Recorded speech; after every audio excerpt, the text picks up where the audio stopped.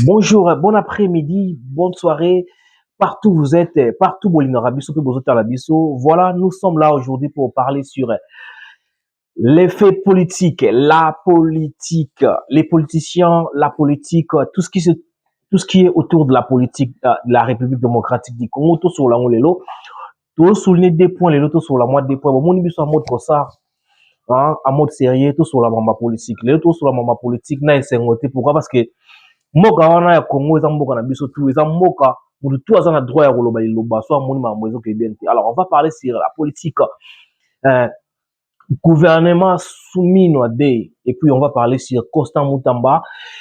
Constant Mutamba alekaki na baro mpona kosamba bongo na ba qualification soit na ba problématique oyo ezalaki lié na kati ya makambo mbongo ya mboka balobi détournement ou soit une fausse accusation. On va parler ça ici plus vite que possible. Alors, d'abord, on va s'abonner à la chaîne YouTube Focus DRC TV. Nous sommes là pour vous donner des informations, vous donner des news, vous former, édifier et puis vous faire comprendre tout ce que vous avez besoin. Merci de rester fidèle, merci de rester là pour enfants. Voilà, on va parler sur le gouvernement Soumis Noadé. Alors, qu'est-ce qui se passe dans le gouvernement? Vous allez un peu vite fait, pour sur la maramouya gouvernement. Beaucoup, binonanga ou bota la biso, tous un peu déçus. Pourquoi? On avait pensé pas retrouver presque les mêmes personnes.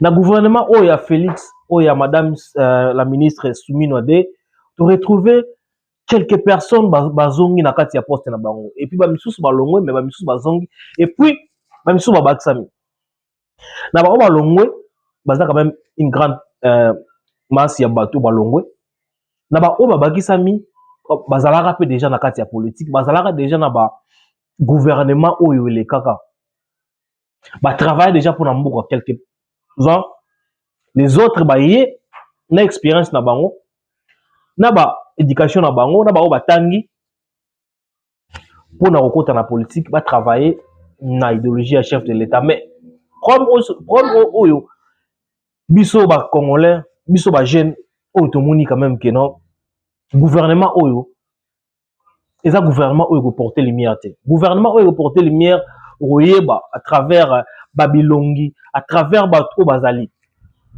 Comment est-ce possible bato oyo ba travailler déjà pour na mboka bazongi lisusu déjà les bandits ba chouaka ils ont travaillé.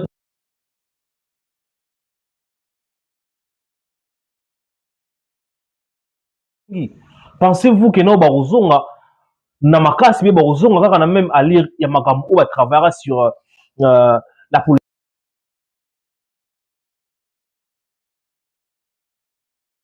nayebi te nakoba na koloba ngo ndeni toloba ngo na mawa biso ba congolais biso ba jeune tomona comment est-ce que ba mikolo wana ba papa wana bazonga na kati ya politique mais bazonga na changement te.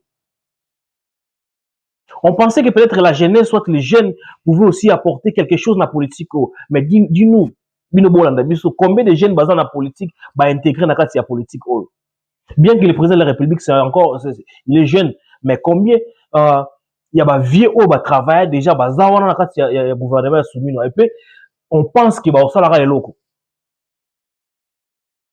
na ba ministre et tout na ba secteur ba attribuer bango déjà nani wa sali ma malamu to bana na secteur nini tout bana na culture parce que na culture et art. Qu'est-ce qui est de bon ministère et culture va apporter dans ma culture? Qu'est-ce qui est de bon ministère la jeunesse ou va apporter sur jeune sur la jeunesse de la RDC? Sur les transports, ministre transport. Combien des avions qui tournent en Mboka? Nzela, pardon. Embouteillage c'est la raté. Surcharge à Mituka.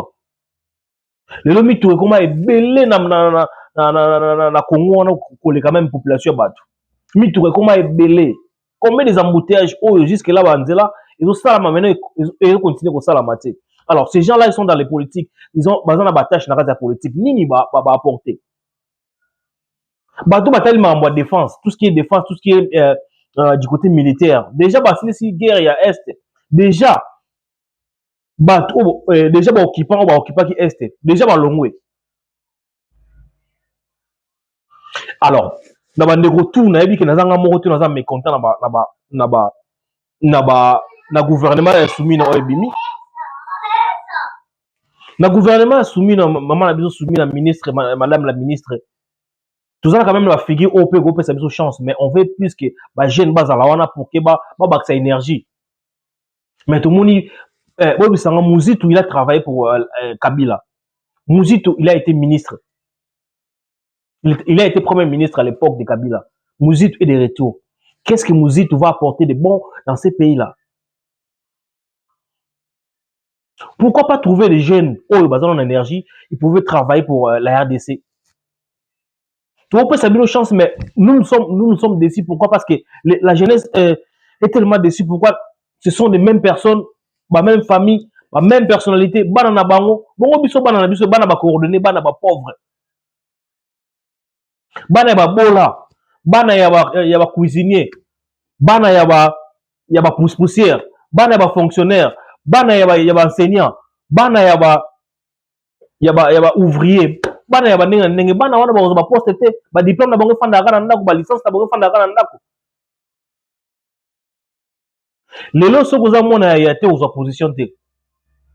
Na problème te na ministre de la jeunesse au Bachesika. Peut-être raison Bacheli ministre, il n'a jamais travaillé dans le gouvernement. Là il faut tout le bayango. Il n'a jamais eu l'expérience professionnelle à niveau à Moussala. Il n'a jamais travaillé.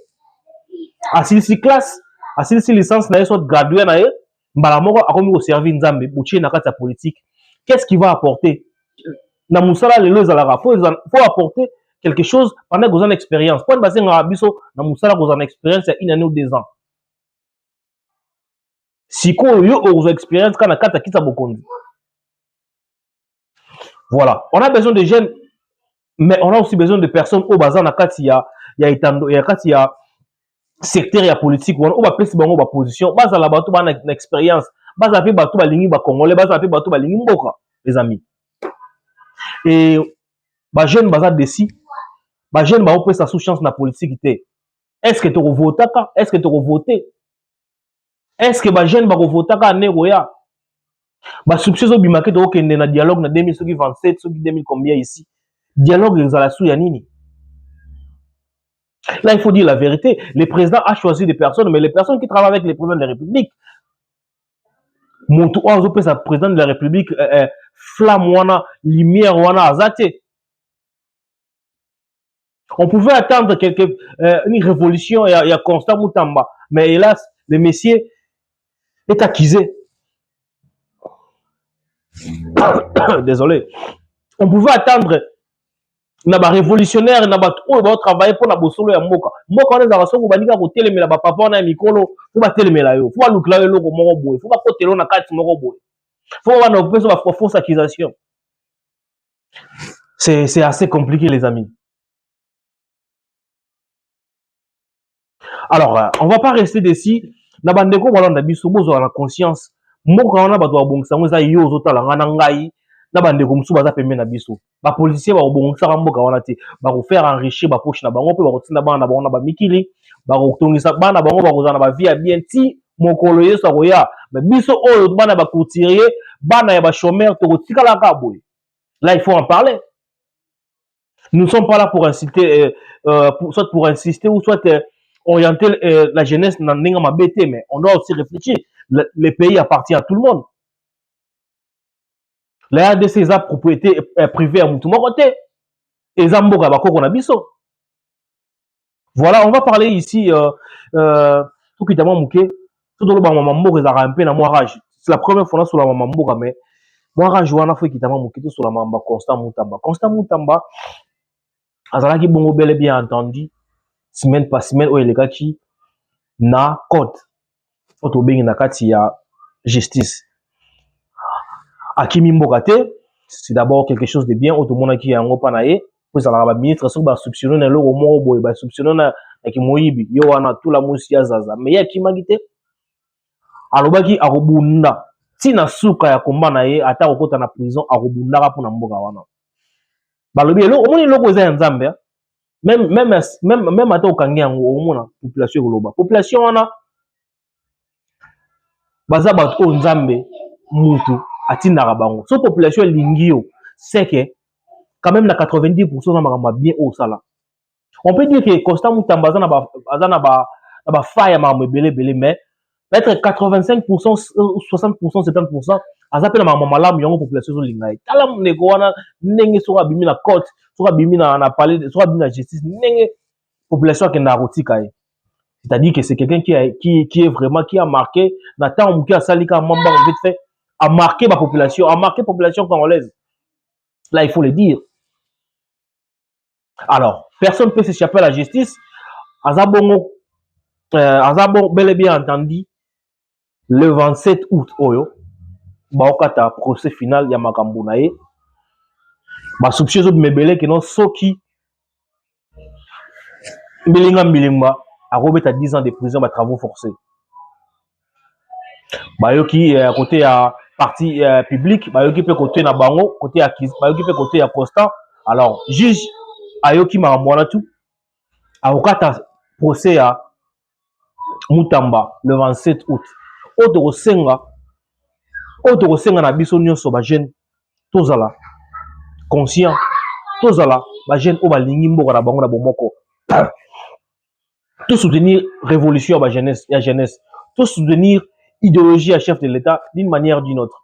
Même si l'État va politicien va décevoir à biso, mais on doit tout l'ingombo na biso est important.